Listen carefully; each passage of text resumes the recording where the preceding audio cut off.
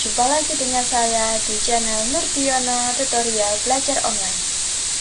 Untuk video kali ini, kita akan membahas tentang siklus akuntansi. Apa sih siklus akuntansi itu? Jadi, siklus akuntansi adalah suatu proses terkait aktivitas keuangan perusahaan, diawali oleh transaksi, jurnal, buku besar dan bantuan, neraca lajur penyesuaian, laporan keuangan, jurnal penutup, dan neraca saldo setelah penutupan. Siklus ini diawali dari transaksi hingga neraca saldo setelah penutupan sebagai tanda persiapan aktivitas periode akuntansi berikutnya. Yang pertama yang kita bahas adalah transaksi. Apa sih transaksi itu? Transaksi adalah suatu kegiatan yang dilakukan seseorang yang menimbulkan perubahan terhadap harta atau keuangan yang dipunyai, baik itu bertambah atau berkurang. Misalnya, menjual harta, membeli barang, membayar hutang, dan membayar berbagai macam biaya lainnya untuk memenuhi sebuah kebutuhan hidup. Di dalam transaksi, ada administrasi transaksi. Administrasi transaksi adalah suatu kegiatan untuk mencatat perubahan keuangan seseorang atau organisasi yang dilakukan secara teliti serta menggunakan suatu metode-metode tertentu. Transaksi ada dua jenisnya. Yang pertama adalah transaksi internal. Transaksi internal adalah sebuah transaksi yang terjadi di dalam perusahaan, yaitu transaksi yang hanya melibatkan personalia yang terdapat di dalam sebuah perusahaan saja. Transaksi internal lebih menekankan pada perubahan posisi keuangan yang terjadi di bagian dalam perusahaan. Misalnya, memo dari pimpinan kepada seseorang pegawai, perubahan nilai keuangan karena kemunduran perusahaan atau penggunaan perlengkapan kantor. Yang kedua ada transaksi eksternal. Transaksi eksternal adalah suatu transaksi yang melibatkan pihak luar perusahaan, yaitu transaksi yang melibatkan orang luar atau organisasi luar.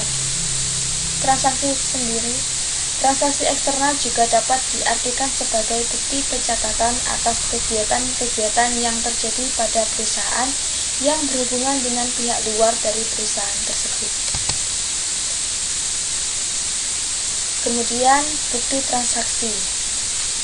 Bukti transaksi ada faktur atau sebuah bukti transaksi tentang perhitungan penjualan barang yang dilakukan secara gratis. Kemudian ada kwitansi, sebuah bukti transaksi tentang penerimaan uang atas pembayaran suatu barang ataupun yang lainnya. Kemudian ada nota debit yang memberitahukan kepada konsumen bahwa akunnya sudah didebit dengan jumlah tertentu. Penerima nota debit tersebut akan mencatat pada akun pihak pengirim nota yang terdapat pada sisi kredit. Kemudian ada nota kredit yang diberikan kepada konsumen supaya konsumen tersebut tahu bahwa akunnya sudah dikredit dengan jumlah tertentu.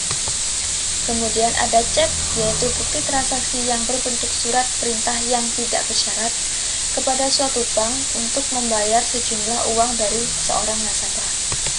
Kemudian ada billet giro atau bukti transaksi yang berbentuk surat perintah dari nasabah kepada pihak bank supaya memindah bukukan sejumlah uang dari rekeningnya ke rekening penerima. Kemudian ada rekening koran atau bukti transaksi tentang mutasi kas pada bank yang disusun oleh pihak bank untuk para nasabahnya. Kemudian ada bukti setoran bank, bukti transaksi setiap nasabah saat melakukan setoran bank. Kemudian ada bukti memorandum atau bukti transaksi yang dikeluarkan oleh pimpinan perusahaan ataupun pihak tertentu yang mempunyai wewenang. Kemudian ada bukti kas masuk, yaitu bukti transaksi atas penerimaan uang yang masuk yang dilengkapi dengan bukti tertulis. Kemudian ada bukti kas keluar atau suatu bukti transaksi atas pengeluaran uang kas.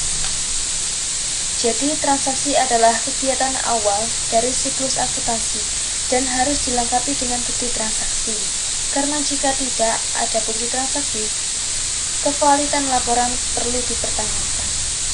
Jadi, sekian materi siklus akuntansi untuk bagian pertama ini.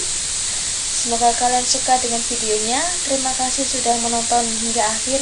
Dan jangan lupa like, komen, dan subscribe channel ini untuk mendukung.